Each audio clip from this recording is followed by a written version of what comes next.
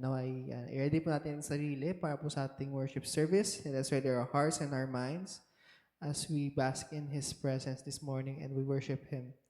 And may I ask everyone to please all rise. Let us sing the prelude. This is Holy Ground.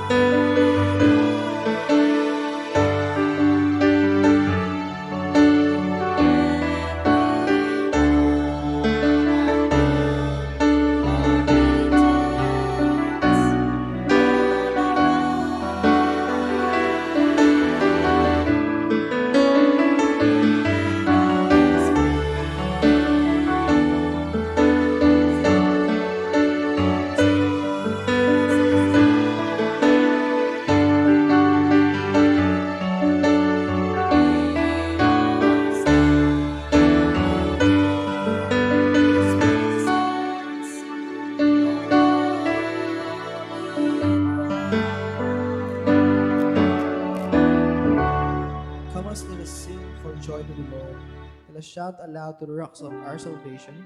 Let us come before Him with thanksgiving and extol Him with music and song. For the Lord is a great God, the great King above all gods. Now for our opening hymn, Numbers 262, Holy, Holy, Holy.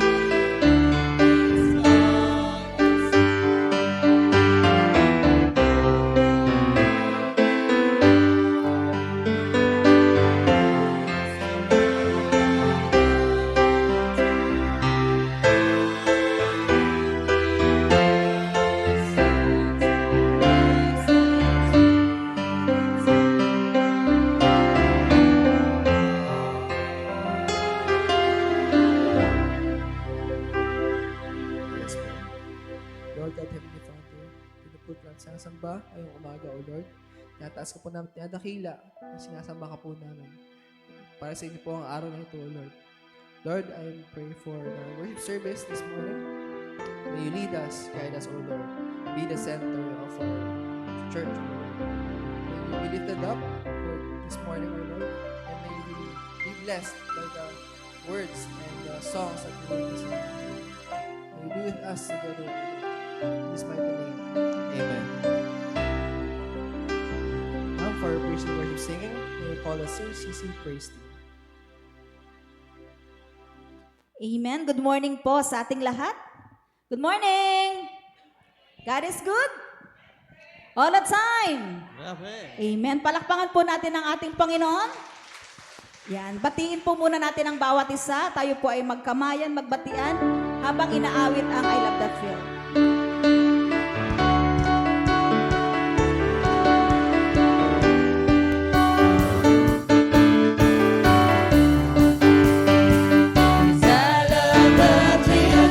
Feel when I get together with God's wonderful people. I love the feel that I feel when I get together with God's wonderful people. What a sight just to see on their happy faces, praising God in heavenly places. What a thrill that I feel when I get together with God's wonderful people.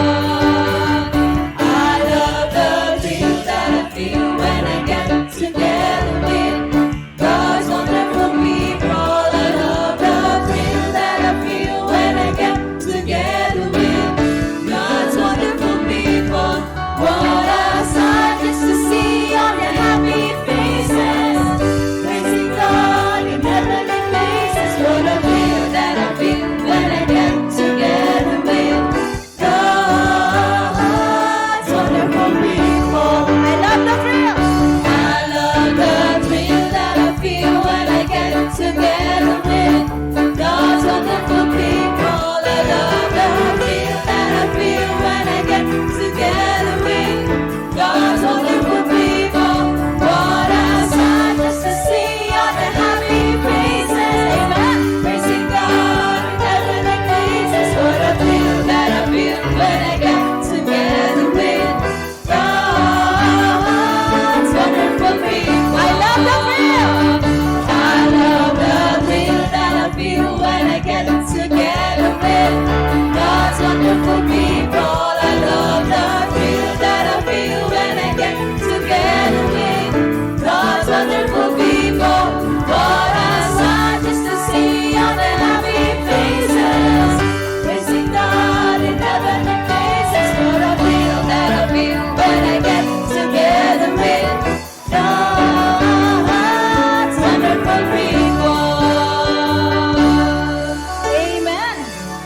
Masaya po ba ang lahat at ay sama-sama magpupuri sa ating Panginoon? Amen. Amen. Pumalakpak ng malakas ang masaya sa pagpupuri sa ating Panginoon sa umagang ito. Amen. Ano man, yung mga pinagdadaanan natin, let us focus, let us give this moment to our God. Siya lamang natin papurihan, siya lamang ating isipin sa umagang ito. Amen? Amen. Amen. Papurihan natin siya, alisin natin, ibaksin natin, ano man yung mga gumugulo sa atin sa mga oras na ito. Hayaan natin ang ating Panginoon, ang siyang pumuno sa ating mga puso. Amen?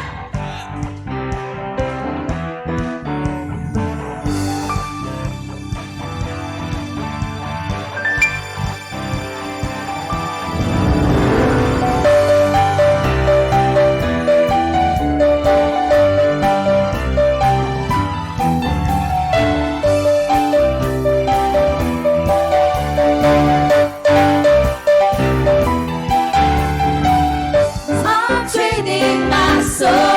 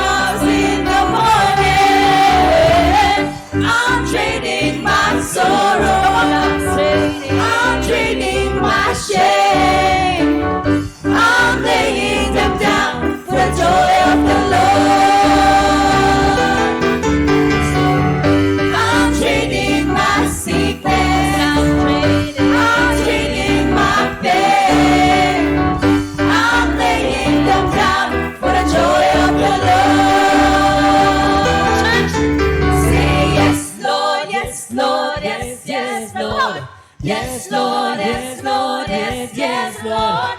Yes, Lord, yes, Lord, yes, yes, Lord, amen. Say yes, Lord, yes, Lord, yes, yes, Lord. Yes, Lord, yes, Lord, yes, yes, Lord. Yes, Lord, yes, Lord, yes, yes, Lord, amen. Amen. We say yes, Lord.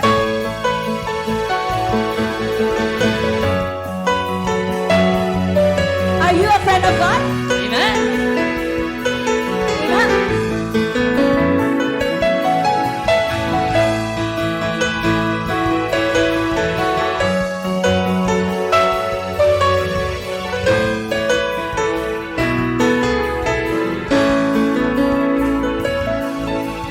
Who am I that you are mindful of me? That you hear me when I call. Is it true that you are thinking of me? How you love me? It's amazing. Who am I that you are mindful of me? That you hear me when I call. Is it true? Is it true that you are thinking of me? How you love me? It's amazing. It's amazing. It's amazing. I am a friend of God. Oh, I am a friend of God. I am a friend of God. He calls me friend. I am a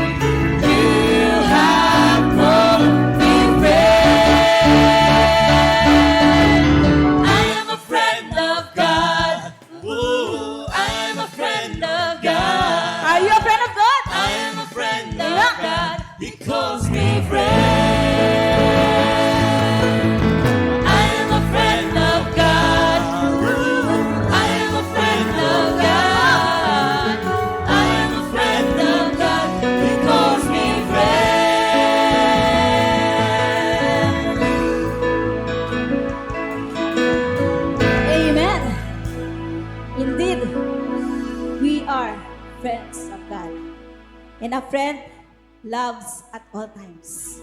Kaya alam natin na mahal tayo ng ating Panginoon. And with that, we can sing of His love forever because Jesus loves us so much. Amen?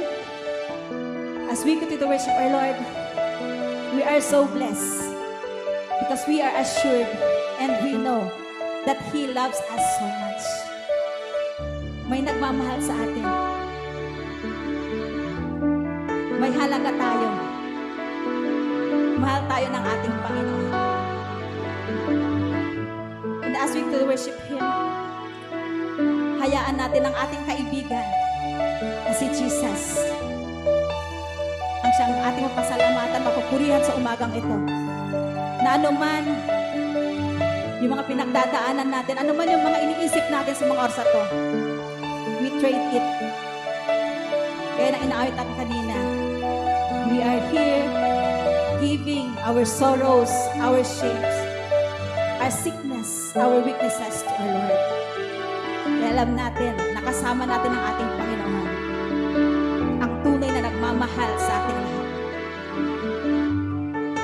Come on, church, let's worship our Lord through this song.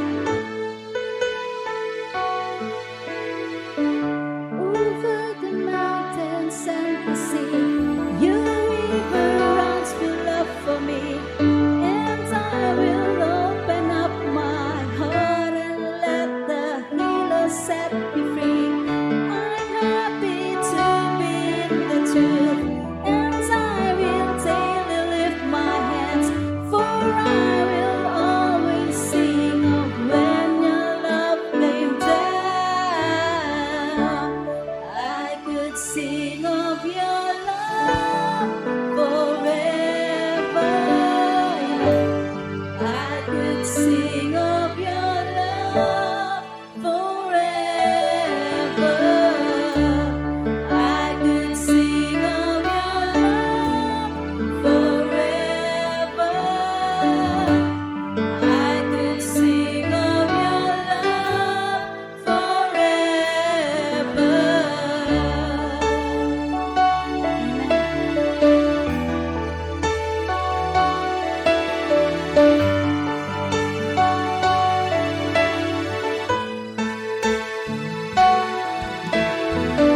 Over the mountains and the sea, your river runs with love for me, and I will open up my heart and let the healer set me free. I'm happy to be in the truth, and I will daily lift my hands, for I will always sing of when your love came down. I could sing of your love forever.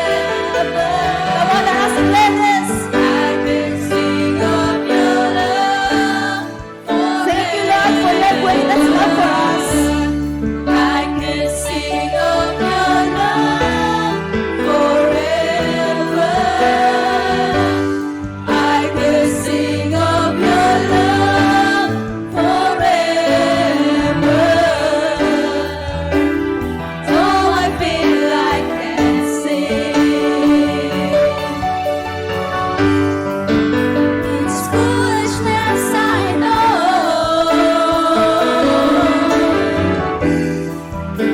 But when the world has seen tonight, they will dance with joy like we're dancing now. I could sing of your love forever. Come on, church, let us declare this. I could sing of your love forever. I could sing of your love forever. I could sing of your love forever. I could sing of your love forever.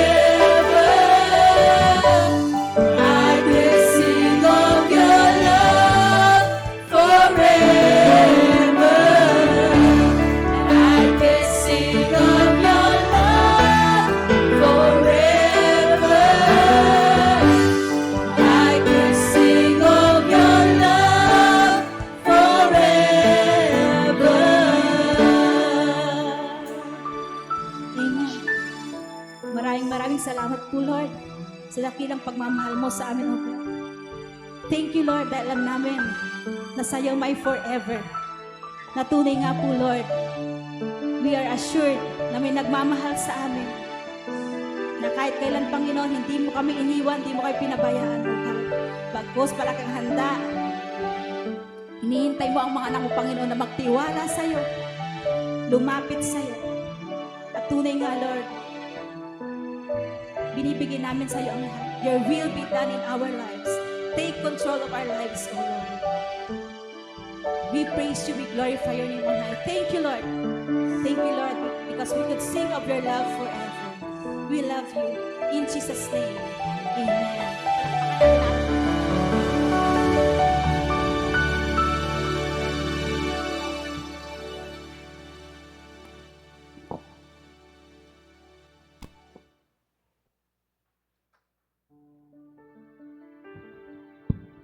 Thank you, praise and worship team. Now for our responsive reading. Let us open number 648, Beatitudes.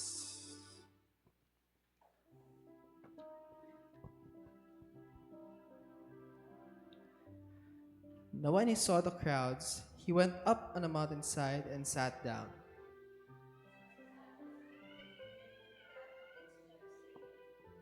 Blessed are the poor in spirit, for theirs is the kingdom of heaven. Blessed are the meek, for they will inherit the earth.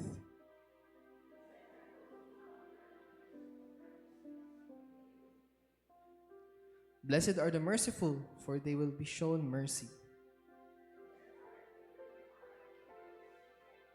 Blessed are the peacemakers, for they will be called sons of God.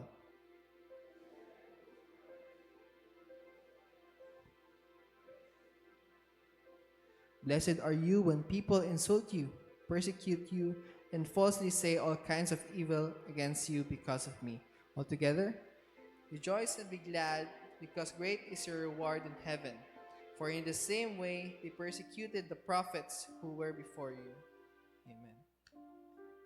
Now for our individual prayer of repentance, let us ready ourselves, let us reflect and repent and confess to God as we call His for forgiveness.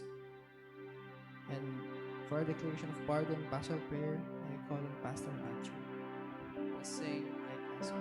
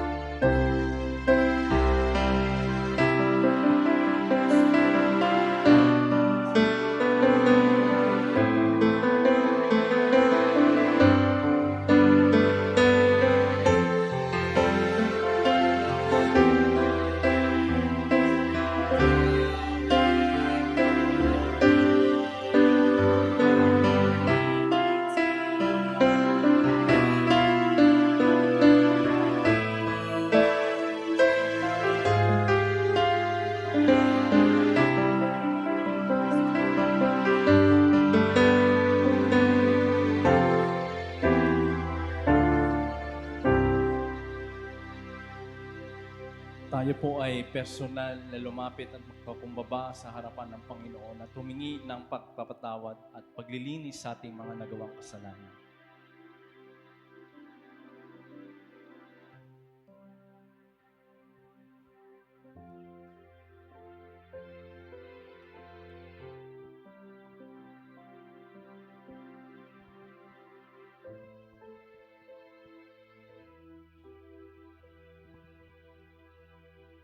Panginoon na aming Diyos, banal at makapangyarihan sa lahat.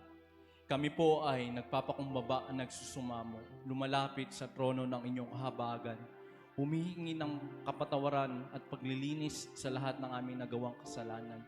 Inaamin po namin na kami nagkakasala. Kaya patuloy namin kinakailangan ang inyong grasya at awa. Kaya po lumalapit kami sa inyo.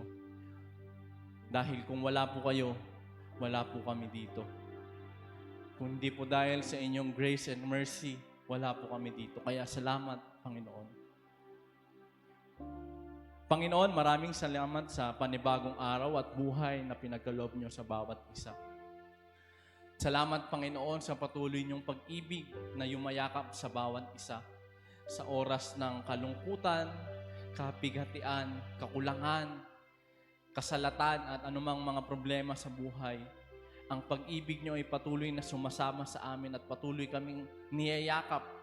At sa pamamagitan ng mga pagsubok at problema namin pinagdadaanan, lalong nagiging matibay ang pruweba na mahal niyo kami at patuloy niyo kaming sinasamahan at kailanman hindi niyo kami iniwan at pinabayaan. Kaya salamat sa pag-ibig niyo hindi nagmamaliw. Kahit hindi po kami karapat-dapat, kahit hindi po kami kaibig-ibig, kahit marami kaming bagay na hindi sinusunod na ayon sa inyong kagustuhan, ang pag-ibig niyo po hindi nagbabago. Hindi namimili, hindi tumitingin kung ano kami at sino kami. Pagkos minahal niyo kami, kung sino kami at kung ano kami. Kaya salamat sa inyong dakilang pag-ibig sa aming Panginoon. Salamat dahil patuloy niyo kaming tinuturuan umibig. Salamat dahil ang pag-ibig niyo po ang nagiging inspirasyon namin upang magpatuloy. Salamat sa pag-ibig niyong nagturo na magbago, na nagbabago sa aming mga buhay araw-araw. Kaya lubos kami nagpupuri sa inyong pag-ibig sa aming mga buhay. Panginoon, salamat po sa patuloy na katapatan at provision niyo. Salamat dahil kailanman hindi kayo nagkulang at nagpabaya. Lagi niyong pinibigay ang aming mga pangangailangan at alam niyo po ang best at para sa amin. Kaya lagi niyo po itong sinusupply. Hindi kayo nalilate. Bagkos on time, kayo nagpo-provide. On time, kayo nagbe-bless na amin. Kaya Panginoon, patuloy niyo kaming turuan naman ng palataya at magtiwala na kailanman hindi niyo kami papabayaan at hindi kayo magkukulang sa aming buhay. Ano man ang mga alalahanin namin, Panginoon, alam namin na pupunan niyo po ito. Kaya salamat dahil kayo ang Diyos na nagbibigay ng mga biyaya, material at immaterial na biyaya. Kaya lubos kami nagpupurit, nagpapasalamat sa inyong kabutihan sa amin. At salamat, Panginoon, sa patuloy na kalakasan. Salamat sa malusog na pangangatawan. Salamat, Panginoon, dahil tinuturuan at dinidisiplina niyo kami upang pangalagaan ang aming pisikal na katawan, hindi lang po ang aming pisikal na katawan, kundi ang lahat ng aspeto ng aming pagkatao. Nawa, patuloy niyo kaming turuan at maging disiplinado sa araw-araw sa aming spiritual life, sa aming physical life and emotional life at sa lahat ng aspeto ng aming buhay. Turuan niyo po kami kung paano mamuhay na naaayon sa inyong kagustuhan upang sa gayon, magpapatuloy kami at magiging pagpapala kami sa mga taong nakapaligid sa amin. Tunay nga na magliliwanag kami at magiging asin kami ng sanlibutan. Gayon po ang aming dalangin, Panginoon, na tunay nga po na kami ay magiging asin at liwanag sa madilim na mundo na to. Lord, alam niyo po ang kaguluhan na nangyayari sa mundo. Alam niyo po ang kahirapan naming pinagdadaanan. Kaya sa inyo po kami umaasa, sa inyo kami nagtitiwala.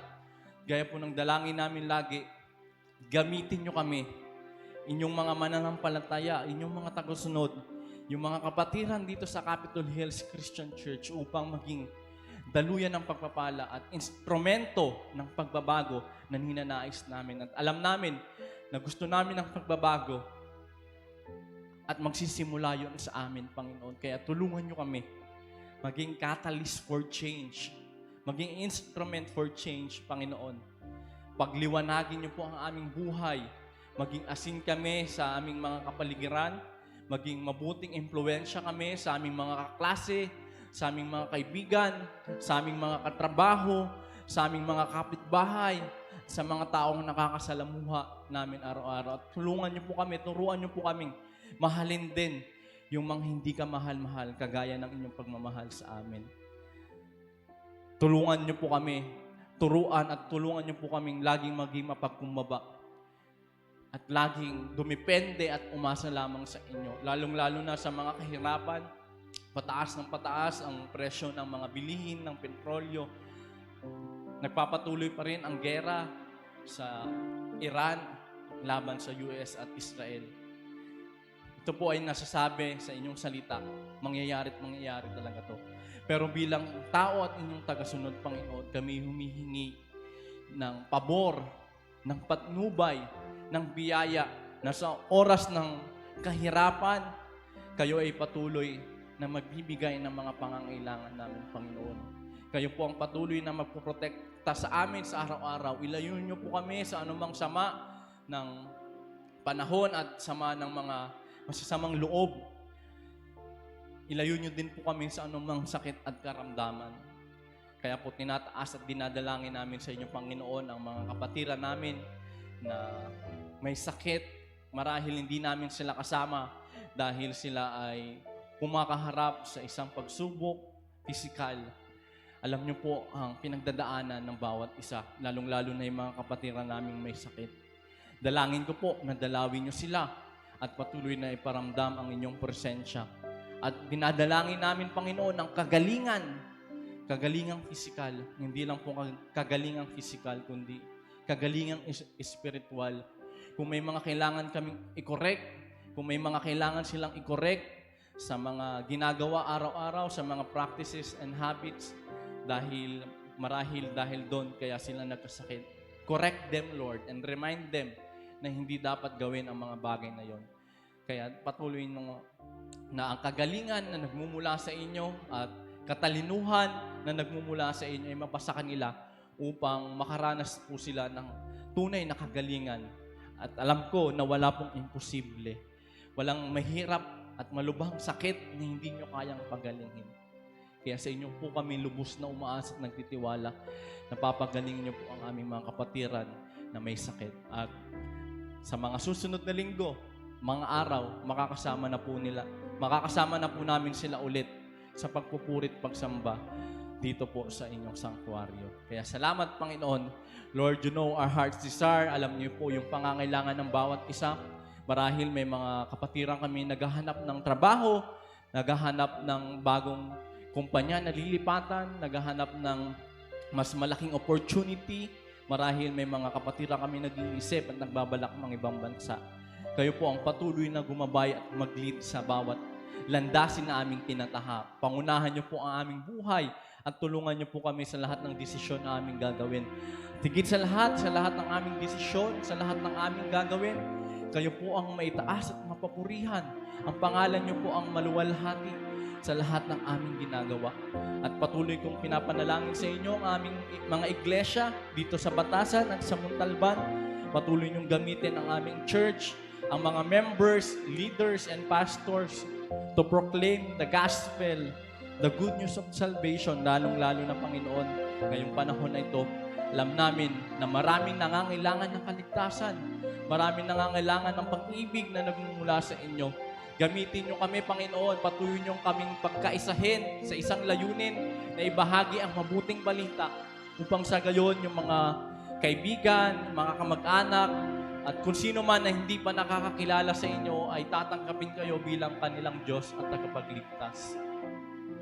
Gamitin niyo kami, Panginoon. Nawa ang aming buhay ay magiging bukas na Biblia na kahit hindi sila nagbabasa ng Bible, makikita nila sa aming buhay, sa aming mga ginagawa, sa aming mga sinasabi, sa aming mga action na tunay nga kami tagasunod at isinasabuhay namin ang inyong salita upang sila man din ay makakasumpong at makakakamtam ng mabuting balita, kaligtasan nagmumula lamang sa aming Panginoong Yesus. Wala na iba pa. Lord, bless our ministries, lahat ng aming mga ginagawa, Panginoon. Rebuke us and correct us, Lord. Kung may mga malimang kaming motibo at intensyon, always remind us na ginagawa namin ito hindi para sa sarili namin, hindi para sa sarili namin kapakanan at benepisyo, kundi ginagawa namin ang mga ministry na to para sa inyong pangalan, para maitaas ang inyong pangalan, para malulhat ang inyong pangalan. Patuloy na kayo ang maging sentro ng aming church, kayo ang maging sentro ng lahat ng aming ministry. At dalangin ko ang paglago sa mga ministry, paglago ng mga miyembro, paglago sa dami, at paglago spiritual, Panginoon. Patuloy na kayo ang yumakap at maghari sa aming iglesia. At anuman po ang mga pinaplano, mga pinaghahandaan ng mga event, mga ministry na parating, kayo po ang patuloy na mag-bless, patuloy na mag-provide ng mga pangangailangan, patuloy na mag-ingat, at dalangin namin ang katagumpayan sa lahat ng mga event and ministry na parating. Kayo po ang maging sentro at maluwalhati sa mga ministry na ito, Panginoon. And salamat sa buhay ng bawat isa. Nawa sa umagang ito, tunay nga po na makakatagpo namin kayo. Patuloy na mangusap kayo sa puso at isipan ng bawat isa. Hipuin niyo po ang aming puso't isipan at mangusap po kayo sa amin. At kung ano man po ang gusto nyong iparating, ano man po ang mensahe na gusto nyong tumatak sa aming puso't isipan, nawa makukuha namin to. And we rebuke lahat ng disturbances, lahat ng mga gawa ng kaaway na pwedeng maging sagabal sa pakikinig namin sa inyong salita. Shield us and cover us with your precious blood and with your Holy Spirit. Lord, salamat po sa buhay ni Brother Rohi na aming liturgy sa umagang ito. Dalangin ko ang patuloy na pagpapala niyo sa kanyang buhay, lalong-lalo na sa kanyang pag-aral. Pagtagumpayin niyo po siya at eventually makagraduate at patuloy na magamit pa sa iba't ibang gawain. At anuman po ang desire ng puso niya, kayo po ang mag-bless at maging patuloy siyang pagpapala sa kanyang pamilya, sa kanyang mga mahal sa buhay at lalong-lalo na dito sa church. And help us, Lord, prepare our ears, our spiritual ears as we listen to your word. We entrust and we commit our lives to you. This our prayer in the mighty name of Jesus, our Lord and Savior. Amen.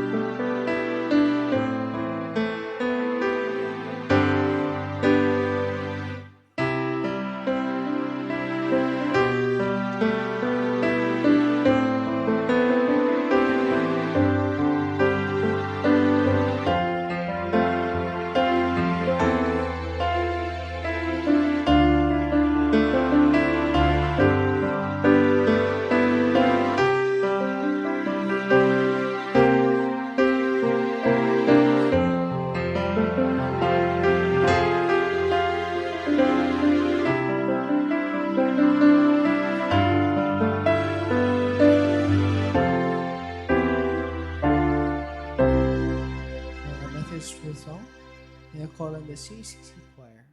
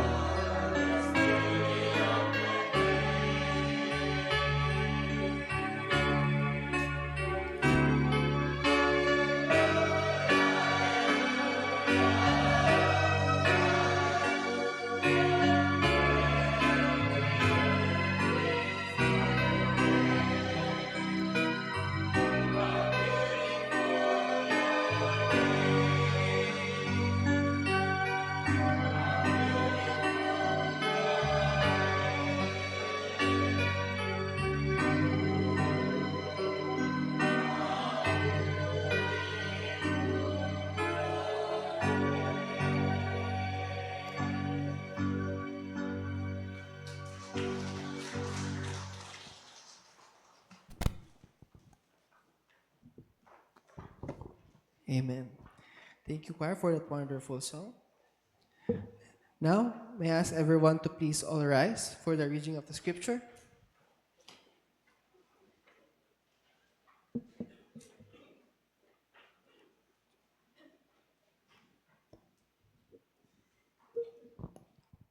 Our scripture is found in 1 Samuel 1 verse 18. She said, "May your servant find favor in your eyes." Then she went her way and ate something, and her face was no longer downcast. May the Lord bless the reading of His holy word. Pinatay mo po. Now for our message through the servant, may I call on Pastor Andrew M. Cadayong.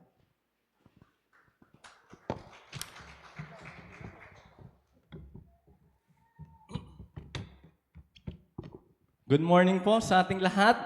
Huwag po natin kalimutan ng ngintian at batiin ang ating mga katabi. Patuloy nating iparamdam ang presensya ng Panginoon sa pamamagitan ng ngiti at pagmamahal natin sa bawat isa. Ngayon pong buwan, nasabi na po ng mga pastors na pinagdiriwang po natin ngayon ang buwan ng mga kababaihan. Palakpakan naman natin ang mga kababaihan. Alam natin, no? Mga sakripisyo, mga hirap na pinagdadaanan nyo, no? Mula nung mga bata pa ang inyong mga anak, no? Hanggang ngayon na malalaki na ay andun pa rin ang hirap. Pero salamat dahil ginagabayan kayo ng Panginoon at binibigay niya ang pabor sa inyo. Dahil sa kanyang pabor, nandito kayo ng lahat. Amen po ba? Amen.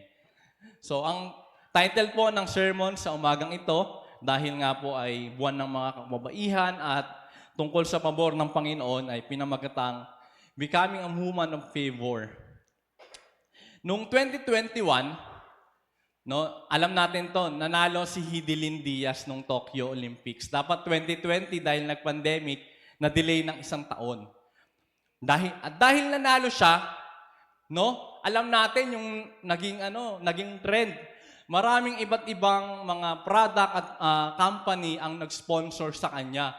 Mga lifetime ganto, may nagbigay ng mga pera, house and lot, di ba? Ang dami. Nag-trending yan. At kamakailan, ngayong buwan, nag-trending siya ulit dahil yung isa sa mga nag-promise sa kanya, na bibigyan siya ng lifetime na produkto nila, ay hindi natupad. No, dahil nga siguro nagmahal bigla yung produkto na binebenta na yon. Kaya nag-trending na, di naman totoo yung promise nyo na may lifetime supply ako ng ganito sa inyo. Kaya nag-trending, no? Kaya naalala ko din nung binabalita to, in-interview si Onyok Velasco, no? Yung nanalo din ng silver sa Olympics. Sabi niya, no? Yung kay Hidilyn, sana matupad lahat para hindi lang si Hidilyn. Yung iba pang gustong maging athletes na kabataan, magpursige rin na ganun pala kalaki ang mga binibigay. Tapos sabi niya, joke namin lagi, pinangakuan ka na, gusto mo to pa rin pa. Dapat matuwa ka na kasi, pinangakuan ka na. Ito, no, naging trending siya dahil siya rin, nung time na nanalo siya, pinangakuan din siya ng kung ano-ano. Nag-promise sa kanya na may supply siya ng ganito, bibigyan siya ng ganito. Pero sabi niya nga, sa kanya na rin nanggaling, pinangakuan ka na nga, gusto mo, ito pa rin pa yun yung joke sa mga streets sa labas, no? Kaya, nung maraming nangako para kay Hidilyn, ito yung lumabas. Sabi niya, sana talaga ito pa rin. Pero after 5 years, nalaman natin na hindi pala totoo talaga yung mga promises na yon, no? Kagaya nga ng nangyari rin kay Onyok, ganon din ang nangyari kay Hidilyn. Ang nakakatuwa dito, no? Hindi naman sila nanghingi, no? Yung mga produkto naman, yung mga kumpanya naman yung nag-volunteer na, bibigyan ko kayo nito. May lifetime kayong ganito. Meron kaming ibibigay sa inyong pera o supply. Hindi naman sila nanghingi. Di ba? Nanghingi ba sila? Hindi, nag-volunteer yung mga company na to. Sabi nga nung iba, para lang, ginawa nila yon hindi para i-reward talaga yung mga athlete na nanalo, kundi para i-emphasize o para i-promote din yung sarili nilang product. At yun nga, lumalabas ang totoong reason. No? Nakakalungkot. Hindi naman nanghingi si Hidilyn, pero sila yung mga nag-volunteer na bibigyan ka namin ng ganito, tapos hindi naman pala totoo. Parang ang pinaasa at masakit paasahin. Pero ganito po talaga ang reality ng buhay, hindi lang naman ito nangyayari kay Hidilyn. Maraming beses at marami na tayong narinig na panood na nung malakas siya, nung kapanahunan niya, nung marami siyang pera, nung sikat na siya, maraming pabor na napupunta sa kanya. Hindi lang kay Hidilyn, no? Siguro may personal kayong kakilala o kayo mismo nakaranas nung kayo, marami kayong pera, nung kalakasan nyo, nung sikat kayo, marami kayong natatanggap na pabor. Pero nung lumaos na, nang hina na, nangonti na yung pera, kinalimutan na at nawala na yung mga taong dating nagbibigay sa kanya ng pabor. Hindi lang po kay Hidilyn nangyari yon. Reality po talaga na pag sikat ka, kilala ka, makapangyarihan ka, no, maimpluwensya ka, marami ka talagang pabor na makukuha. Pero pag nawala na yung lahat, yung mga pabor na tinatamasa mo before, nawawala na rin. At ayun ang nakakalungkot. Sa mundo, marahil ang basihan nila para makakuha ka ng pabor, dapat mabait ka, dapat mabuti ka, o dapat kilala ka, o dapat may makukuha din sila sa'yo para paboran ka nila. Ayun ang nakakalungkot sa mundo. Pero sa ating Panginoon, alam natin na hindi ganun. Hindi ganun magbigay ng favor ang ating Panginoon. At ngayon, matutuklasan natin sa pag-aaral natin sa umagang ito, paano ba pinagkalooban ng pabor ng Panginoon ang mga kababaihan sa Bible, lalong-lalo na sa Old Testament. May 3 grupo ng mga kababaihan tayong pag-aaralan at tingnan natin kung paano ba sila blines at binigyan ng favor ng Panginoon. Naniniwala ko na kahit sinulat ang Bible sa kultura na pinapahalagaan ng mga lalaki o mas pinapahalagaan ng mga lalaki, naniniwala ko personally na ang pabor at ang pagtingin ng Panginoon sa lalaki at babae ay pantay lamang. Amen po ba? Amen. At hindi niya favorite yung mga lalaki lang o mas pinapahalagaan niya yung mga lalaki lang. Bagkos, maraming ebidensya at patunay sa Old Testament and even sa New Testament na ang pagtingin niya sa babae at lalaki ay pantay lamang. Amen po ba? Amen. At makikita natin yan dito sa mga kababaihan na pag-aaralan natin sa umagang ito. Upang sa gayon, kayo pong mga kababaihan na hindi magiging si Hidilyn Diaz, no? Pwede yung malakas makuha natin, yung lakas ni Hidilyn Diaz. Pero yung mga favor na pinangako sa atin ay hindi kagaya kay Hidilyn Diaz na napapako o hindi tinutupad. Bagkos ang someone na nagbibigay sa atin ng favor ay tutuparin talaga ang kanyang pangako.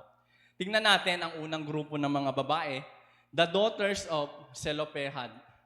The daughters of Zelophehad. Ang pangalan nila ay Mala, Noah, Hogla, Milcah, and Tirsa. Makikita natin to sa Numbers 27, verse 1 to 7. Babasahin ko po sa inyo. The daughters of Zelophehad, son of Heper, the son of Gilead, the son of Machir, the son of Manasseh, belong to the clans of Manasseh, son of Joseph. The names of the daughters were Mala, Noah, Hogla, Milcah, and Tirsa. They came forward, verse 2, and stood before Moses, Eleazar the priest, and the leaders and the whole assembly at the entrance to the tent of meeting and said, Our father died in the wilderness. He was not among Korah's followers who band together against the Lord, but he died for his own sin and left no sons. Why should our father's name disappear from his clan because he had no son? Give us property among our father's relatives. So Moses brought their case before the Lord, and the Lord said to him, What Zelophehad's daughter are saying is right. You must certainly give them property as an inheritance among their father's relatives and give their father's inheritance to them. Ganito po kasi yung nangyari ang kwento nito. Nung buhay pa si Moses at malapit na po silang dumating sa Promised Land, dinidistribute niya na po, no? Pinaplano niya na yung distribution na magiging lupain ng bawat isa. Sa bawat tribes, no, alam natin may 12 tribes, may kanya-kanya silang posisyon sa Promised Land. Tapos yung kada tribe may position din sila, kada family.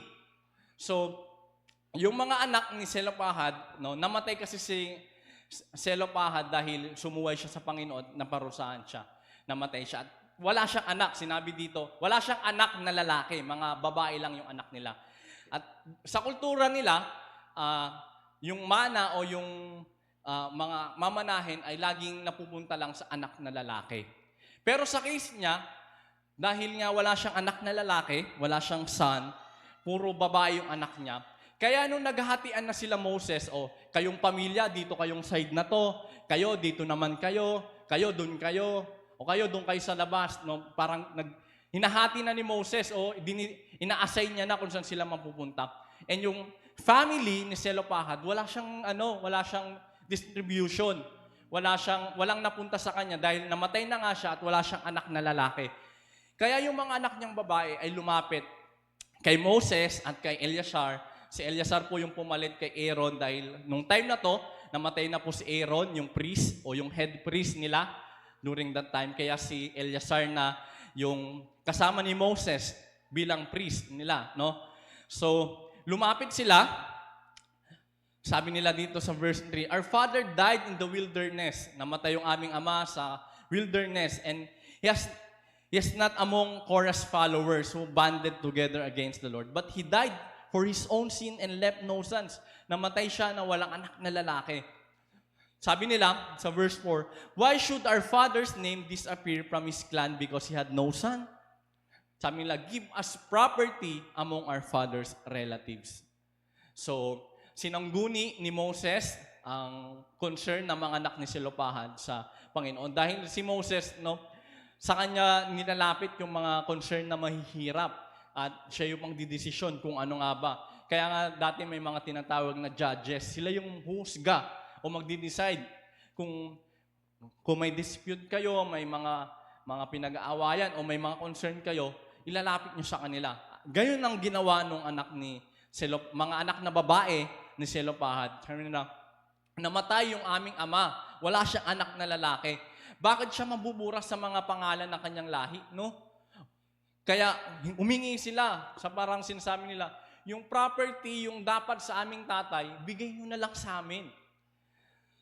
Kaya ang ginawa ni Moses, so Moses brought their case before the Lord. At ang sabi ng Panginoon, "And the Lord said to him, what Selopahad's daughter are saying is right." Tama yung sinasabi ng mga anak na babae ni Selopahad. You must certainly give them property as an inheritance among their father's relatives and give their father's inheritance to them. Sabi ng Panginoon kay Moses, tama sila, may katwiran sila. Makikita natin dito na hindi lang ang pabor ng Panginoon ay sa mga lalaki lang lagi. Isa tong concrete na patunay na pag binasa natin yung Old Testament, nagbibigay ng pabor ang Panginoon hindi lang sa mga kalalakihan, kundi sa mga kababaihan din. Pero ano ba yung ginawa nila? Ito yung makikita natin sa mga anak ni Selopahad, sa kanyang mga anak na babae. Una, come to the right place. Pumunta ka sa tamang lugar. Sabi dito sa unang bahagi, no, pumunta sila kay Moses and kay Eleazar at sa harap ng mga tribe leaders sa harapan ng meeting tent. No? Pumunta sila sa tamang lugar. Pumunta sila doon sa meeting tent kung saan nag-aalay ng mga sacrifices, ng mga offerings, ang mga Israelites during that time, kung saan nag-gather at nagmi-meeting sila Moses at yung mga leaders ng bawat tribes. Inilapit nila sa tamang lugar. Yung concern nila, nilagay nila sa tamang lugar. Nakakalungkot ngayon kasi dahil sa social media, sa mga YouTube at kung ano-ano pa man, minsan, imbis na ilapit sa gantong lugar, ipopost na lang sa Facebook, ipopost na lang sa kung saan-saan. Para imbis na ma-address yung concern mo, imbis na mabigyan ng attention yung concern mo sa tamang lugar, nabalandra na at nakita na ng buong mundo dahil pinost mo na sa social media. Yun ang nakakalungkot. Pero matutunan natin dito sa buhay ng mga anak na babae ni Selopahad, pumunta sila sa tamang lugar. No? Pumunta sila sa tamang lugar. Pag may concern po tayo, no? Hanapin natin kung saan ba yung tamang lugar. May problema ka, nalulungkot ka, Hindi na uso yung pupunta ka sa mga bar para mag-inom, no? O kung ano pa man. Dahil nagbibigay ng wisdom si Lord, nagbibigay siya ng katalinuhan, nagpo-progress ang wisdom na binibigay niya sa atin at may ginagamit siyang iba't ibang kaparaanan at marami na tayong lugar na pwedeng puntahan na kung saan matutulungan talaga tayo kung ano yung concern natin. Kung may sakit ka physically, punta ka sa ospital. Kung may nag-struggle ka mentally, punta ka sa someone na pwedeng mag-advise sa'yo sa mga registered guidance counselor o sa mga doktor na kayang mag-address ng concern mo, hindi kung saan-saan. Kaya titignan natin, pag may struggle ba tayo, may concern ba tayo, saan tayo pumupunta? Pangalawa, dapat we must go to the right person. Ito ang laging nating, madalas nating nagiging pagkakamali. Mali tayo ng pinupuntahan. Mali na nga tayo ng lugar na pinuntahan, mali pa tayo ng taong nilapitan. Pag may concern ka, tinuturo dito sa church, pag may concern ka sa isang kapatiran o kung kanino man, direktahin mo siya, hindi kung sino-sino yung kakausapin mo at ikikwento mo yung concern mo sa kanya, tapos yung pinagkwentuhan mo, kwento din sa iba, na yung imbis dapat isa lang yung nakakaalam ng concern mo at siya lang, bago niya pa nalaman na may concern ka pala sa kanya, nalaman na ng lahat dahil sinabi mo sa maling tao o hindi mo pagsabihan. Kung may concern tayo, lumapit tayo sa tamang tao, kagaya ng ginawa ng mga anak na babae ni Zelophehad. Lumapit siya kay Moses, kay Eleazar, at sa harap ng mga tribes leader, mga clan leaders.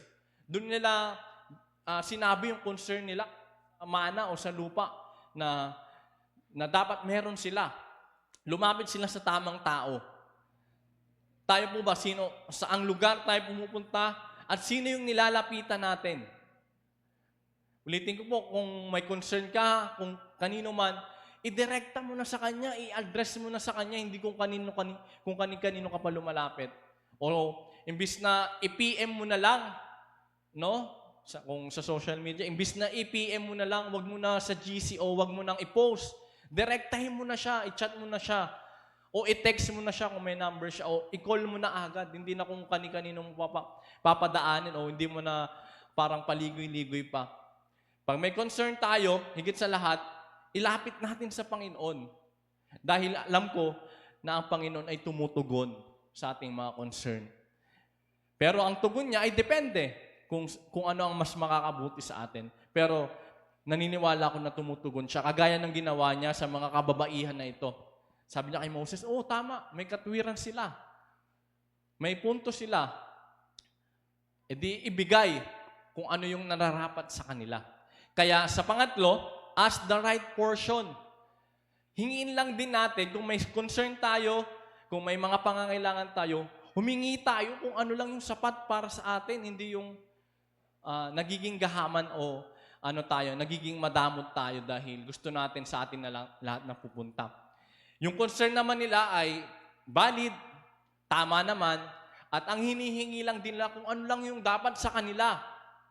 Kung ano lang yung nararapat sa kanila, kung ano yung dapat para sa kanilang ama, ayun lang din yung hiningi nila. Hindi naman na sila humingi ng labis pa, o hindi na sila nag-request na dapat nasa ganito kaming posisyon, dapat ganito kalaki yung lupain namin, dapat ganito yung mapupunta sa amin. Hindi na sila humingi ng kung ano-ano pa. Hiningi lang nila yung right portion na para sa kanila, na kung ano yung para sa kanilang ama, na namatay na walang anak na lalaki, yun lang din yung hinihingi nila. Isang kasi ang masaklap at nakakalungkot sa atin, gusto pa natin ng labis-labis. Gusto natin ng sobra-sobra na hindi naman natin magagamit. Hindi naman natin mapapakinabangan. Kagaya nun, kunwari, isa ka lang naman sa bahay, wala ka namang kasama. Tapos, bibili ka ng maraming pagkain. Hindi mo naman makakain lahat sa isang kainan o sa isang araw. Ilalagay mo sa rep o sa lamesa hanggang napanis, sayang, hindi nakain. No? Kaya kung may concern tayo, hingiin lang natin kung ano yung nararapat lang para sa atin. Hindi na natin kailangan ng sobra-sobra pa dahil ang Panginoon natin ay nagpo-provide. Alam niya na kung ano yung best para sa atin. Amen po ba? Amen. So, kagaya ng buhay ng mga anak na babae ni Zelophehad, pinakinggan sila ng Panginoon. Pero ano yung ginawa nila?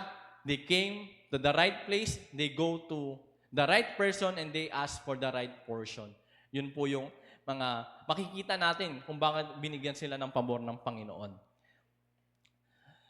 At ang katuparan nito, alam natin na si Moses ay hindi na siya nakapasok sa promised land. No? Nung sinasabi niya to, wala pa sila doon. Kumbaga, plano pa lang nila yon.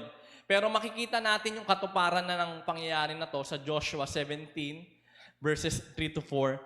Now Zelophehad, sons of Heper, the son of Gilead, the son of Machir, the son of Manasseh, had no sons, but only daughters whose names were Mala, Noah, Hogla, Milcah, and Tirsa. They went to Eleazar the priest, Joshua son of Nun, and the leaders and said, "The Lord commanded Moses to give us an inheritance among our relatives." So Joshua gave them an inheritance along with the brothers of their father according to the Lord's command. Tinupad ng Panginoon. Di ba? Ito, wala na si Moses nung time na to. Kumbaga, kiniklaim na nila yung napag-usapan before. Kagaya nung naalala ko si Hidilyn, no? Baga, dahil nagtaas yung presyo ng fuel, sabi niya, ang dami, may nangako sa akin na free fuel ako Igagrab ko na to. Pero nung siguro, na-imagine ko, nung magpapagas na sila, sino po kayo? Parang gano'n, no? Wala po, hindi po totoo yun, no? Pero dito, makikita natin na tinupad talaga ng Panginoon yung pangako niya doon sa mga anak na babae ni Zelophehad. Una, kinonser niya to kay Moses.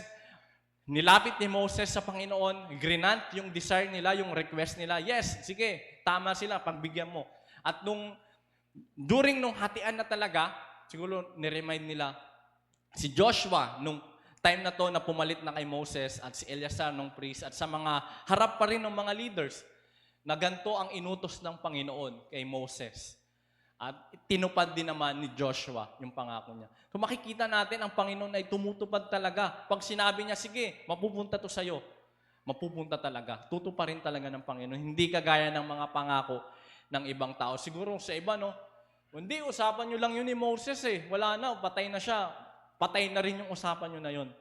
Pero hindi po nangyari. Bagkos, tinupad talaga nila kung ano ang inuutos ng Panginoon. Sumunod si Joshua sa utos ng Panginoon dahil yun talaga. Pag sinabi ng Panginoon, ibibigay at ibibigay niya talaga. Amen? Amen.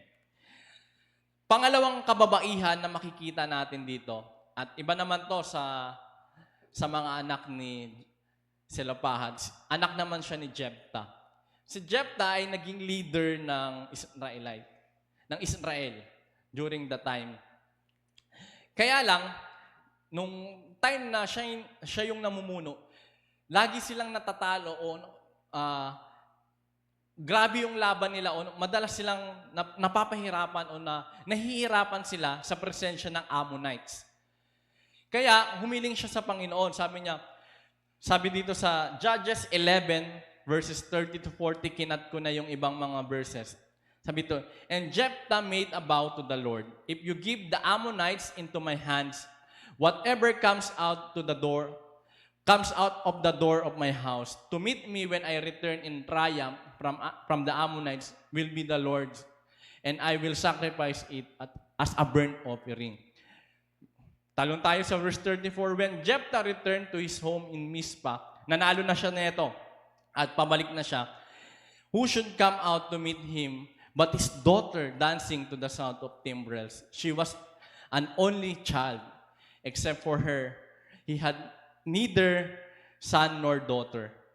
When he saw her, he tore his clothes and cried, 'Oh no, my daughter, you have brought me down and I am devastated. I have made a vow to the Lord that I cannot break.' My father," she replied, "you have given your word to the Lord. Do to me just as you promised. Now that the Lord has avenged you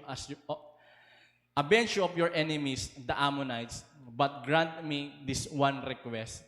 She said, "Give me 2 months to roam the hills and weep with my friends because I will never marry." "You may go," he said. And he let her go for 2 months. She and her friends went into the hills and wept because she would never marry.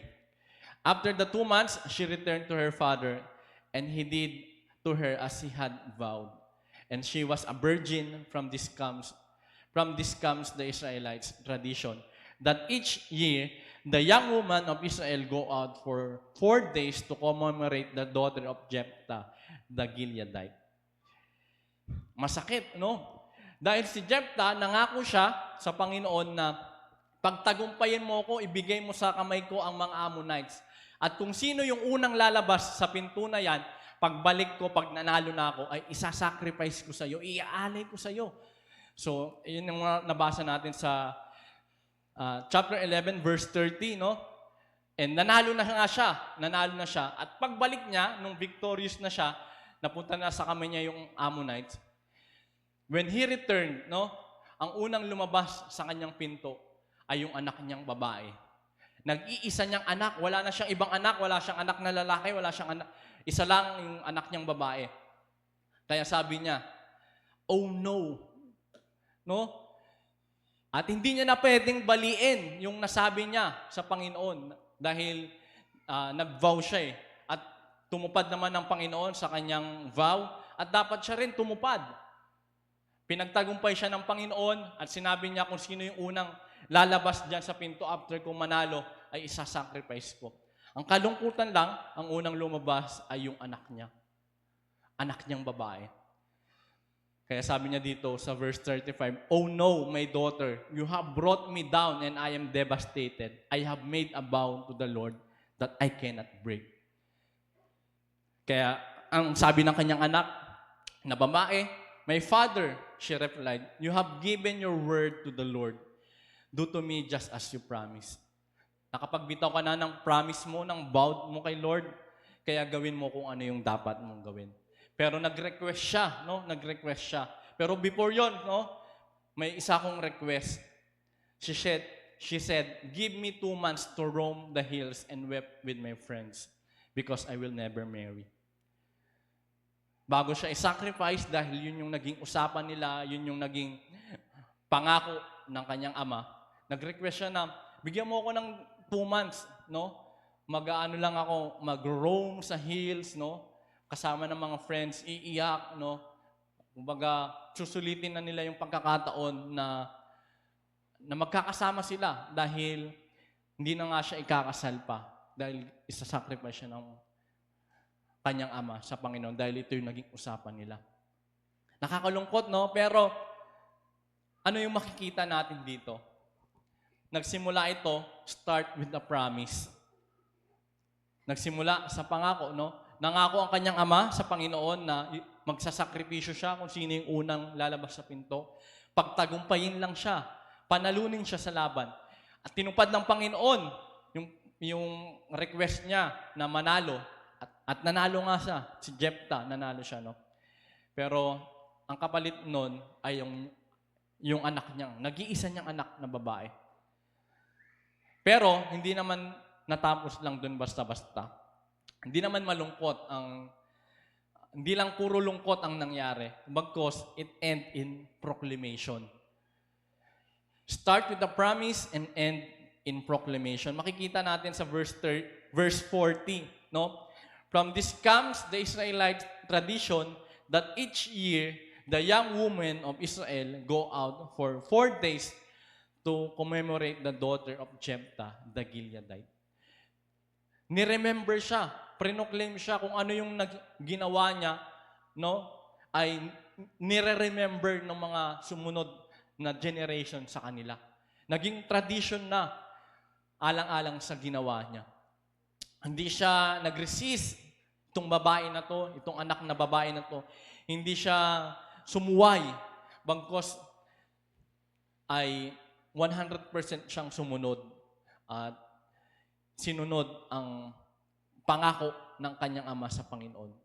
Siguro yung iba, no, isipin dapat hindi na lang siya. Tumakas siya o kung ano man ang ginawa niya. Pero itong anak na babae na to ay wholeheartedly sumunod sa kalooban ng Panginoon. Sumunod sa naging vow ng kanyang ama sa Panginoon. At dahil doon, inalala siya. Baga ngayon, di ba, may mga araw tayo ng mga bayani, araw ng gantong bayani, araw ni Rizal, ni Bonifacio, holiday yun, no? Bakit holiday? Kasi nire-remember natin yung kabayanihan na ginawa nila, yung katapangan na ginawa nila. Parang ganito din yung nangyari, no? Malaking karangalan sa kanila to. Hindi man siya pinangalanan, hindi man nabanggit kung anong pangalan niya, no? Pero yung ginawa niyang sakripisyo at pagsunod sa promise, no? Nagsimula sa isang promise ay naging proclamation. Sinusunod at naging tradition na to. Naging tradition na to ng mga Israelites, ng mga kababaihang Israelites na 4 na araw silang magro-roam din sa hills to commemorate the daughter of Jephthah, the Gileadite. No? Makikita natin ang pabor ng Panginoon pag tumutupad din tayo sa kanyang promise. Maraming beses ko na rin po nasabi at maraming beses na rin narinig na minsan, nanghihingi tayo sa Panginoon, Lord, bigyan mo ko ng ganito. I-grant mo tong prayer request ko, itong desire ko. Nung grinat na ni Lord, nakalimot na. Nawala na. At nakakalungkot. No? Nung ang dami mong prayer request, active na active ka sa lahat ng prayer meeting, sa lahat ng gawain sa church. Pero nung nandyan na, grinat na ni Lord yung prayer request mo, hindi ka man lang nagpasalamat at tumupad sa kung ano man yung pinangako mo sa Kanya. Lord, bigyan mo ako ng trabaho, magta-tithes ako sa iyo ng tapat. Pero nung nagkatrabaho ka na, minsan kumukupit ka na, parang hirap na hirap kang ibigay kung ano yung nararapat sa Panginoon.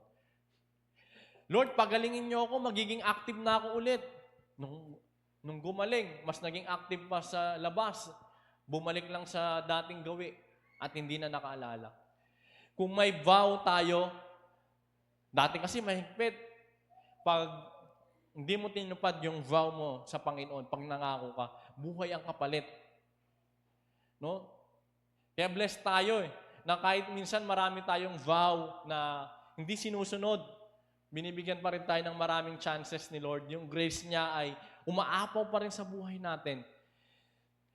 Pero paano ba natin mapapasa atin yung pabor ng Panginoon? Tuparin mo kung ano yung pinangako mo sa Panginoon at siya yung bahalang mag-proclaim sa iyong pangalan o kung ano man yung ginagawa mo.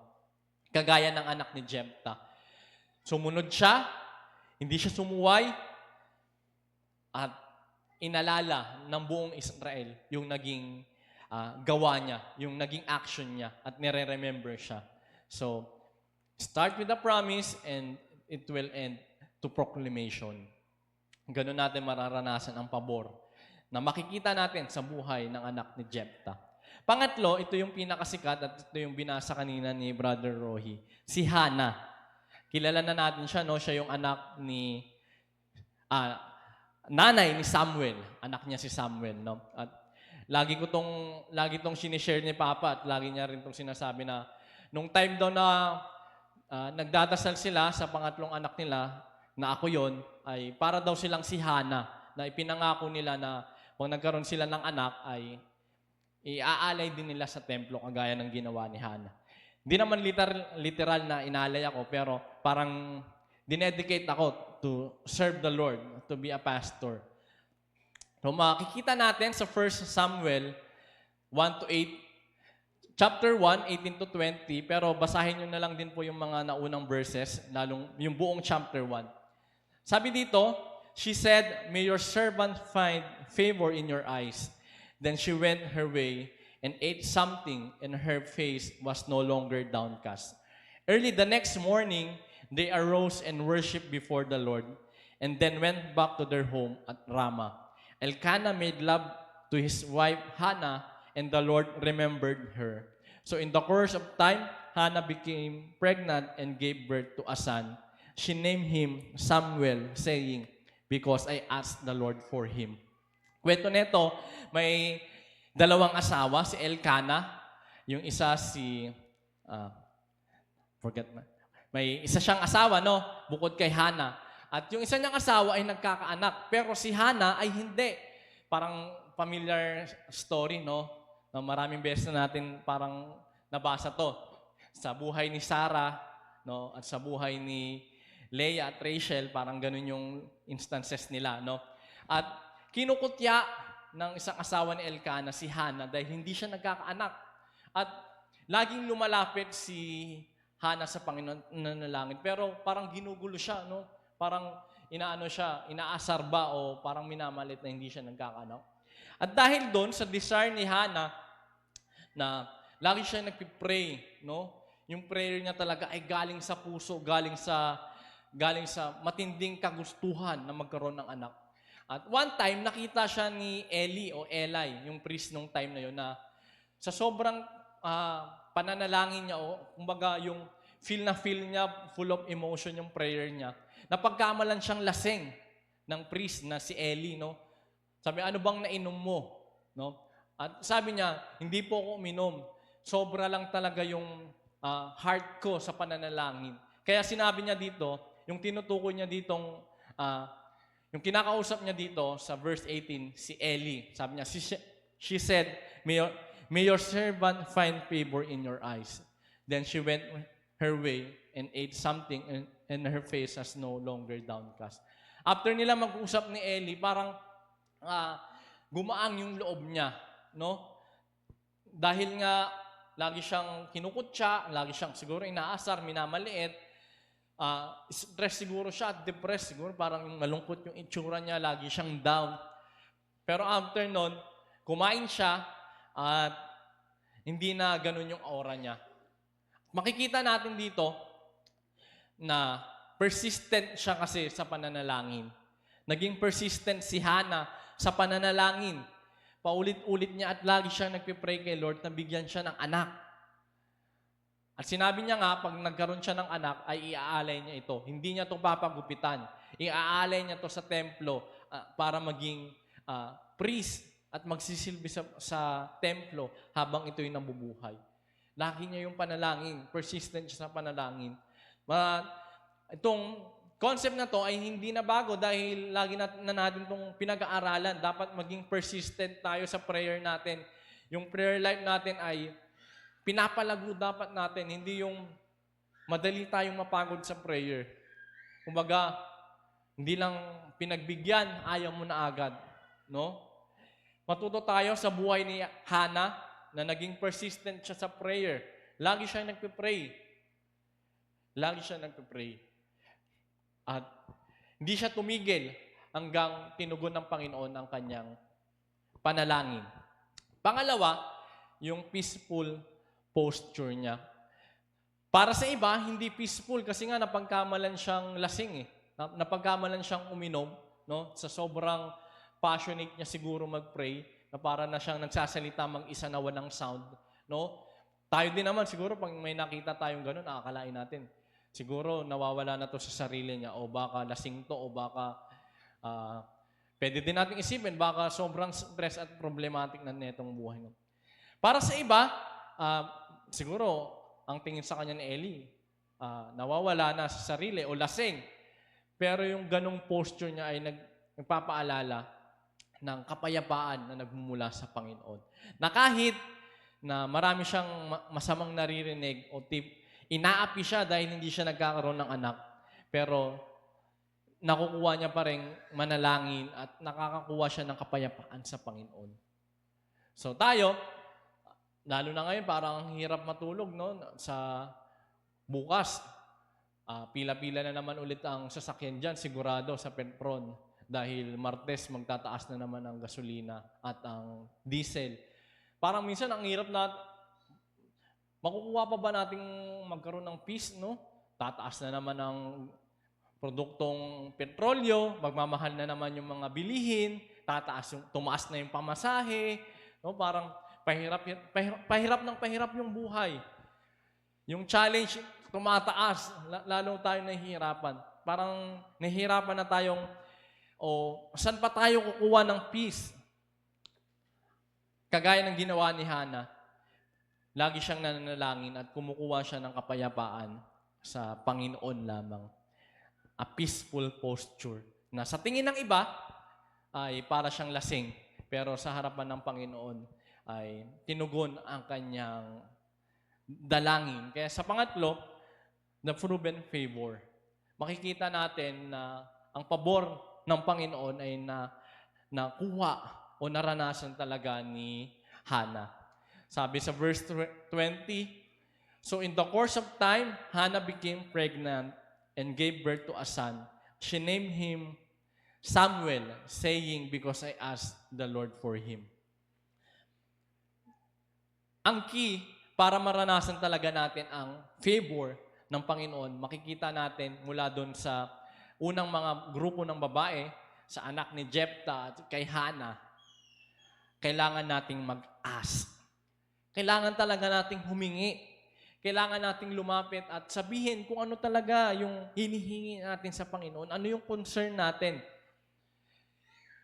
Lumapit tayo sa Kanya at hingiin.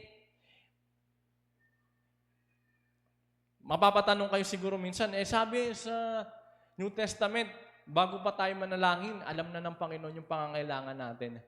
Yes, totoo po yun, pero ninanais at gusto ng Panginoon na personal tayong lumapit sa Kanya at humingi kung ano yung mga pangangailangan natin.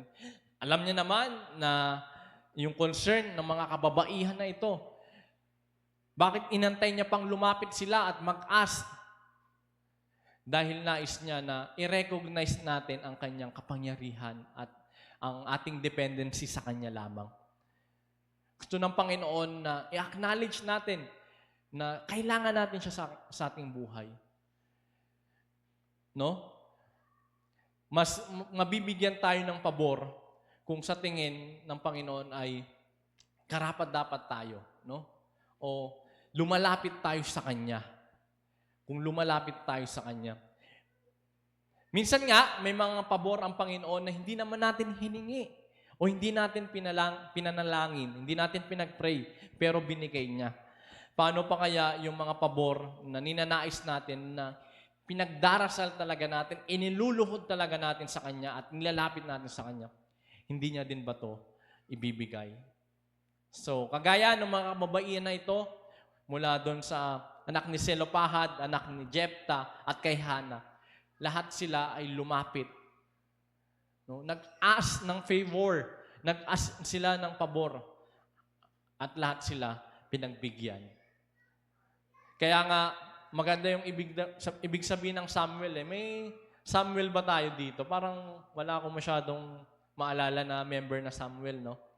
Kasi parang medyo oldies yung tunog, no? Kaya siguro ayaw ng iba. Pero napakaganda ng meaning ng Samuel at nagpapaalala sa atin. Sabi dito, she named him Samuel, saying, because I asked him for the Lord. Dahil hiningi ko to sa Panginoon. At binigay naman ng Panginoon. Kaya pag may naririnig tayo misang Samuel, no, maalala natin na ay may binigay ang Panginoon sa akin. May pinagkaloob. Nanalangin ako at binigay ng Panginoon yung pinanalangin ko, kagaya ni Hannah. So, paano natin makikita at makakamtam ng pabor sa pamamagitan ng lesson na tinuro sa atin ni Hannah? Maging persistent sa prayer, magkaroon ng peaceful posture, at afterwards, mararanasan natin ang proven favor. Mararanasan talaga natin ang pabor ng Panginoon sa ating buhay. Marahil, ang pabor na gusto natin ay yung maganda lang, yung masaya lang, yung magbe-benefit lang tayo, pero hindi laging ganun ang pabor ng Panginoon. Kagaya sa buhay ng anak ni Jephthah, parang tragic man isipin na siya yung naging alay dahil nangako ang kanyang ama. Pero ang pabor ng Panginoon ay naranasan niya pa rin. No? Grinant pa rin ng Panginoon. Naging woman of favor pa rin ang anak ni Jephthah dahil siya'y sumunod at nanampalataya. Hindi siya tumanggi, hindi siya umayaw, bagkus buong puso siyang sumunod sa kalooban ng Panginoon. Minsan may mga pabor din na parang kailangan natin mag-sacrifice. No? Bago natin maranasan, may mga kailangan tayong bitawan, may mga kailangan tayong baguhin para maranasan yung pabor na yon. Dapat talaga natin gawin para tunay nga na kung ano yung hinihingi natin sa Panginoon ay ipagkakaloob niya. Minsan, madalas na itong naririnig, no? Gusto natin ng good health. Gusto natin ng malusog na pangangatawan na walang sakit. Pero kailangan din natin mag-sacrifice sa discipline at sa mga kinakain, sa kung paano natin pinapangalagaan ang katawan natin. Gusto natin ng financial freedom, pero hindi tayo good steward. No? Gusto natin ng healthy relationship sa bawat isa, pero hindi tayo marunong makinig. Mga ganong bagay. Para makamtan natin ang pabor ng Panginoon, sometimes may mga kailangan tayong bitawan at i-sacrifice. Kagaya ng anak ni Jephthah. So, dito po tayo magtatapos. Sa mga kababaihan na pinag-aralan natin mula kanina, sa anak ni Selopahad, sa anak ni Jephthah at kay Hana, lahat sila ay binigyan ng pabor ng Panginoon dahil sila'y humingi. Dahil sila'y humingi.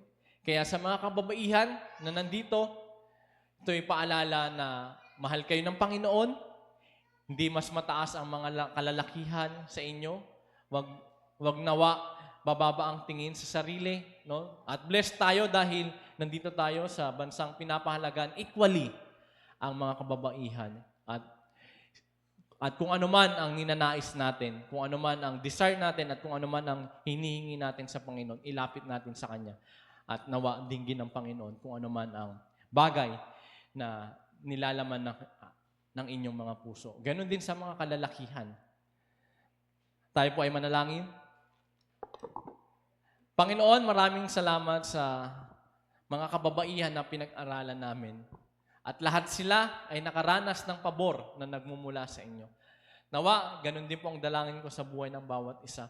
Mararanasan din namin ang same favor na pinaranas nyo sa mga kababaihang ito. Lalong-lalo na sa mga kababaihan ng Capitol Hills Christian Church. Alam nyo po ang mga sacrifices and hardship nila, Panginoon.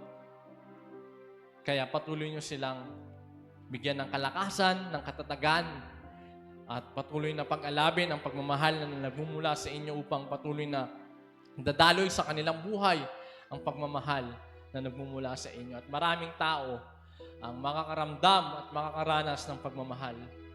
Ganon din po ang patuloy na dalangin ko sa aming mga kalalakihan na patuloy naming irerespeto ang mga kababaihan. Hindi lang po dito sa church, kundi sa lahat ng kababaihan sa mundo, Panginoon. Lord, continue to bless us and continue to give us your favor.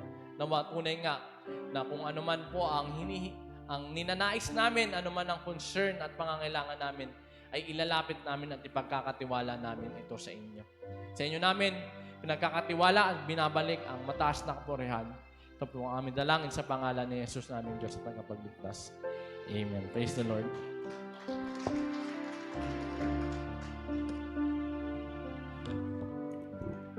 Amen. Now it is time to give back to the Lord by giving our tithes and offerings. Bring the whole tithe into the storehouse, that there may be food in my house. Test me in this, says the Lord Almighty, and see if I will not throw open the floodgates of heaven and pour out so much blessing that there will not be room enough to store it. Malachi 3 verse 10.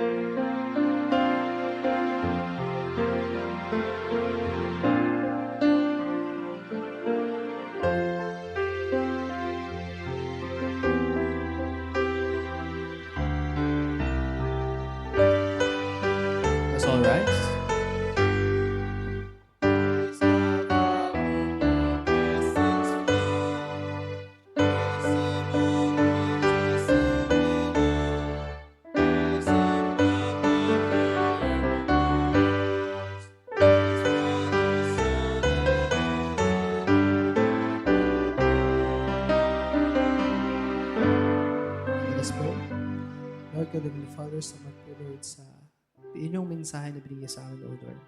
Thank you po Lord sa blessings, sa bigay po ng favor sa amin bilang mga anak niyo, O Lord.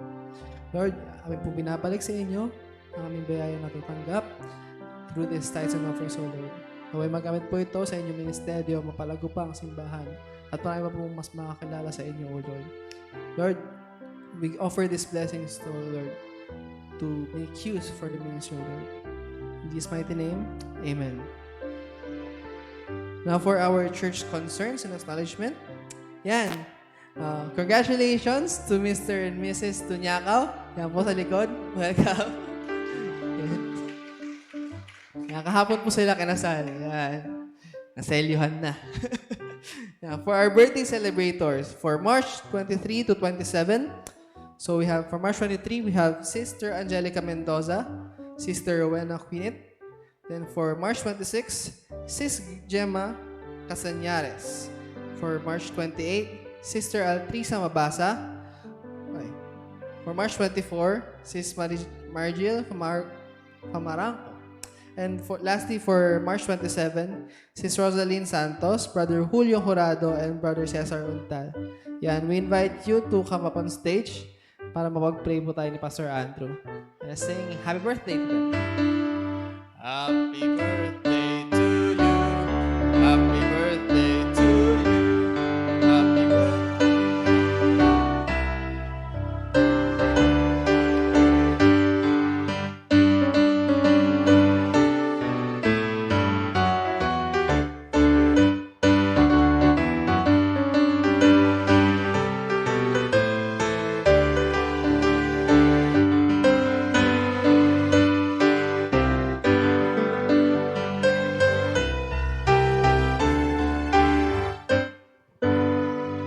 Let us pray. Panginoon, kami po ay nagdiriwang sa buhay ng mga kapatiran namin na magdiriwang ng kaarawan. Salamat sa panabagong taon na idadagdag at idinagdag nyo sa kanilang buhay. At kasama po namin ang iba sa kanila. Dalangin ko po sa inyo si Sister Jem na magdiriwang ng kanyang kaarawan. Salamat po sa inyong katapatan sa kanyang buhay at sa buong pamilya. Salamat po sa kalusugan at nilalay niyo po siya sa anumang sakit at karamdaman. At salamat dahil ang kanyang tahanan ay nagiging patuloy na daluyan ng pagpapala dahil ginagamit niyo upang maging Bible Study Center. Dalangin ko na patuloy niyong igawad at ibuo sa buong pamilya, lalong-lalo na kay Tita Jem, ang blessing na nagmumula sa inyo. Maranasan niya nawa patuloy ang pabor na nagmumula sa inyo. Dalangin ko ang desire ng puso niya na someday ay makakasama niya ang kanyang anak at ang kanyang asawa sa panambahan at sa pananampalataya na sila man din ay makakasumpong ng mabuting balita na nagmumula sa inyo at patuloy na hipuin ang kanilang puso't isipan at patuloy na kumatok kayo sa kanila at tanggapin bilang kanilang personal na Diyos at tagapagligtas. At anuman po ang desire ni Tita Jem ay igagrant po ito, Panginoon. Ganun din po ang dalangin ko kay Sister Altrisa. Salamat dahil sa murang edad ay nakilala niya kayo at tinanggap niya kayo bilang kanyang personal na Diyos at tagapagligtas at nagpapagamit sa inyo sa music ministry at sa mga iba pang gawain.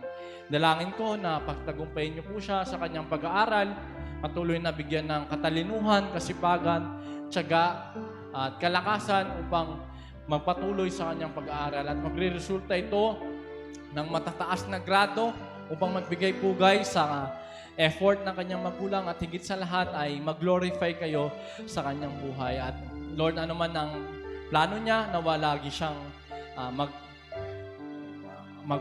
magtatanong at lalapit sa inyo kung ito ba ay naayon sa inyong kalooban. At sa lahat ng kanyang desisyon, sa lahat ng kanyang action, kayo po ang mag-bless at i-grant nyo rin po ang kanyang heart desire. At ganun po ang dalangin ko sa mga kapatiran namin na magdiriwang ng kaarawan na hindi namin kasama, kay Sister Angelica, kay Sister Rowena, kay Sis Margil, kay Sister Rosaline, Brother Julio, at Brother Cesar, Panginoon. Kung nasan man silang lugar, patuloy nyo silang abutin ng inyong mapagpalang kamay. Ang kapangyarihan at pagpapala nyo ay mapasa kanila. Bigyan sila ng malusong na pangangatawan, bigyan ng mga favor na nagmumula sa inyo at maging pagpapala sila sa kanilang community at sa kanilang family at i-grant ang desire ng puso nila. At ganoon din po ang mga dalangin namin sa mga hindi nabanggit pero magdiriwang ng kaarawan. I-bless niyo po sila at patuloy na pagpalain. Hindi lang sila, kundi ang buong kanilang pamilya at magiging pangkabala din sila sa iba. Thank you, Lord, muli sa mga kapatiran namin na mag-celebrate ng kanilang birthday. Kami po ay nakikiselebrate at patuloy na nananalangin para sa kanila. Maraming salamat po. Binabalik namin ang pinakamataas na kapurihan sa pangalan ni Jesus. Amen.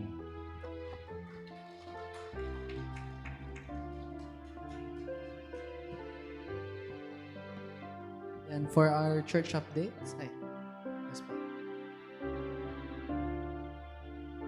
Good morning po uli sa lahat po ng mga couples na sasama this coming Friday, March 27 hanggang 28. Ang assembly po natin sa school is 8:30 ng umaga.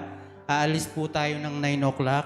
Then, check-in po natin is 2 o'clock sa Word of Life. Tapos, encourage din po namin na magdala kayo para po sa lunch kasi ang first meal po natin doon is dinner. So, yung lunch po along sa SLEX, bago po tayo pumunta ron, kanya-kanya po. Tapos, kung meron po kayong church anniversary na t-shirt, yung white at saka navy, pakidala po para sa picture taking po yon. Ang speaker po natin is si Pastor Novem Bustarde. Doon po sa mga may balance pa po, in-encourage po namin na pagkatapos po ng service, isettle nyo na po kasi para ma-full payment na po natin doon sa venue. Yun lang po. Salamat po. God bless. For our other church updates, may konti Lincoln.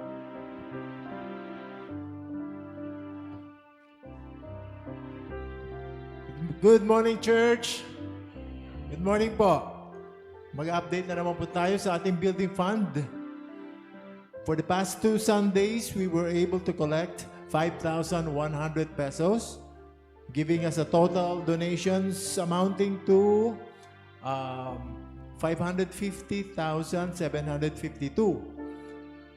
Total expenses remains the same at 572,426. So now our remaining deficit has gone down to 21,674 pesos. So ilan po, maraming salamat po sa patuloy na pagsuporta sa ating building fund. Any amount you give will be appreciated a lot. And ilan po, maraming salamat po. For closing hymn, let us all rise.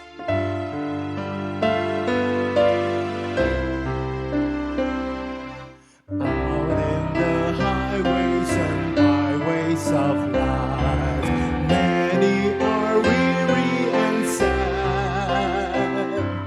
Carry the sunshine where darkness is rife, making the sorrowing glad. Make me a blessing. Make me a blessing out of my life. May Jesus shine. Make me a blessing, oh Savior, I pray. Make me a blessing to someone today. Tell the sweet story of Christ and His love, of His power to forgive. Others will trust Him if only you prove to every moment you live. Make me a blessing. Make me a blessing out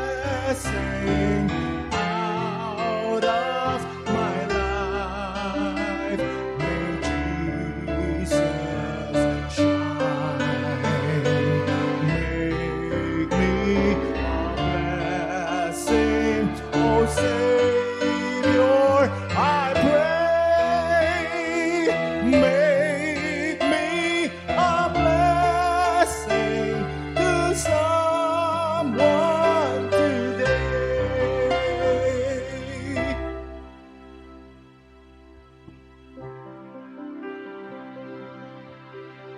The grace of the Lord Jesus Christ, the love of God the Father, and the fellowship of the Holy Spirit be with us now and forevermore. Amen and amen.